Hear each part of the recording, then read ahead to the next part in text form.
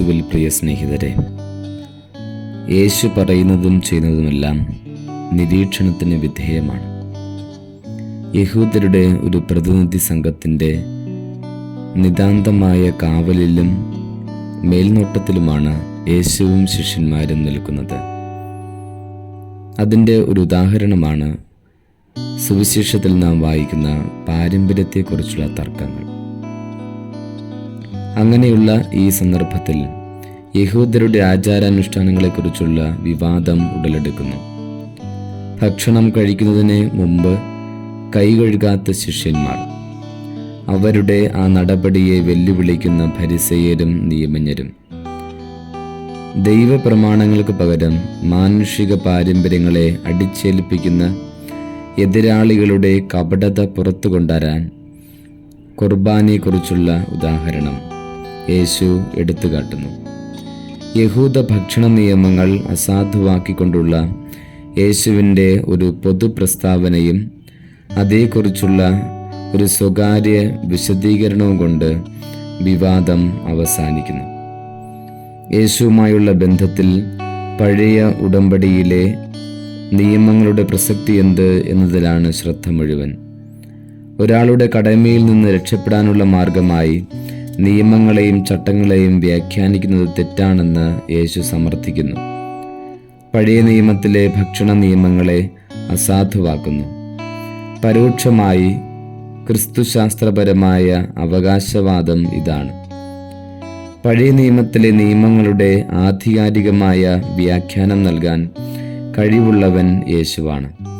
കാരണം നിയമങ്ങൾ നൽകിയ ദൈവത്തിന് മാത്രമേ നിയമത്തിന് ഭേദഗതി നൽകാനും കഴിയൂ. ദൈവത്തിൻ്റെ കൽപ്പനയും മനുഷ്യരുടെ പാരമ്പര്യങ്ങളും തമ്മിലാണ് താരതമ്യം ചെയ്യപ്പെടുന്നത്. യേശു യേശയ്യാ പ്രവാചകനെ കൂട്ടുപിടിച്ച് ഫരിസേയരെ വിമർശിക്കുന്നു. ദൈവത്തിൻ്റെ പ്രമാണങ്ങളെ അവഗണിക്കുകയും മനുഷ്യരുടെ പാരമ്പര്യങ്ങൾക്ക് പ്രാധാന്യം കൽപ്പിക്കുകയും ചെയ്യുമ്പോൾ തങ്ങളുടെ കപടതയാണ് അവർ വെളിപ്പെടുത്തുന്നത്. ഓരോ വിവാദവും അവസാനിക്കുന്നത് യേശുവിൻ്റെ പ്രഖ്യാപനത്തോടെയാണ്. ആ പ്രഖ്യാപനം ആ വിവാദത്തെക്കുറിച്ചുള്ള യേശുവിൻ്റെ വിധി പ്രസ്താവമാണ്. മതപരമായ നിയമത്തിന് മുമ്പിലുള്ള ശുദ്ധവും അശുദ്ധവും തമ്മിലുള്ള അന്തരം ഹൃദയത്തിലെ ശുദ്ധവും അശുദ്ധവും തമ്മിലുള്ള അന്തരത്തിന് സമാനമാകുന്നില്ല. ദൈവം അന്വേഷിക്കുന്നത് ഹൃദയത്തിലെ ശുദ്ധിയാണ്. ഭക്ഷണത്തിന് മുമ്പും പിമ്പും കൈ കഴുകുന്നത്, കൈകൾ ശുദ്ധമാണെങ്കിൽ പോലും അതൊരു ആചാരമായിരുന്നു, ദൈവത്തെ ഓർക്കുന്നതിൻ്റെ ഒരു അടയാളം. എന്നാൽ പിന്നീട് ഈ കൗദാശിക സ്വഭാവം വിസ്മരിക്കപ്പെടുകയും അക്ഷരാർത്ഥത്തിലുള്ള കൈകഴുകലിന് മാത്രം പ്രാമുഖ്യം കൽപ്പിക്കുകയും ചെയ്തു. ഭക്ഷണം ദൈവത്തിൻ്റെ ദാനമാകിയാൽ ദൈവത്തിന് നന്ദി പറഞ്ഞുകൊണ്ട് കൈ കഴുകുന്നതിൽ തെറ്റൊന്നുമില്ല. മാത്രമല്ല, മതാത്മകമായ ഒരു കൂട്ടായ്മ ഇത് ഉളവാക്കുകയും ചെയ്തു.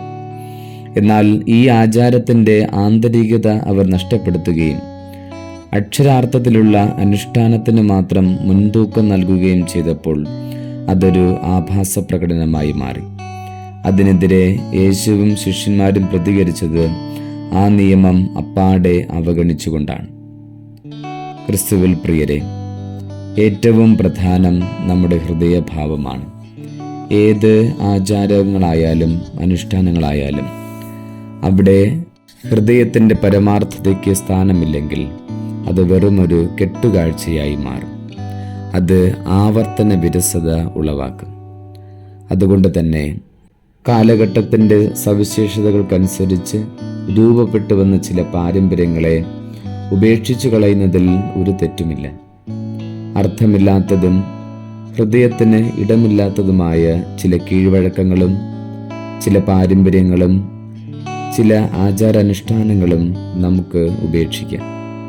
പ്രത്യേകിച്ച് നമ്മുടെ വിശുദ്ധരുടെ തിരുനാളുകളുമായും അല്ലെങ്കിൽ നമ്മുടെ സഭയുടെ ആരാധനാക്രമ ആഘോഷങ്ങളുമായും ബന്ധപ്പെട്ട് പല കാലങ്ങളിലായി നമ്മുടെ തന്നെ പ്രദേശങ്ങളിൽ രൂപപ്പെട്ടു വന്ന അർത്ഥമില്ലാത്ത ആഘോഷങ്ങളും ആർഭാടങ്ങളും പാരമ്പര്യത്തിൻ്റെ ചില കെട്ടുപാടുകളും ഉപേക്ഷിച്ച് ഹൃദയത്തിനും ദൈവവുമായുള്ള ബന്ധത്തിനും പ്രാധാന്യം കൊടുക്കുന്ന നല്ല ക്രൈസ്തവ സമൂഹമായി രൂപപ്പെടാം. ദൈവം നമ്മെ അനുഗ്രഹിക്കട്ടെ.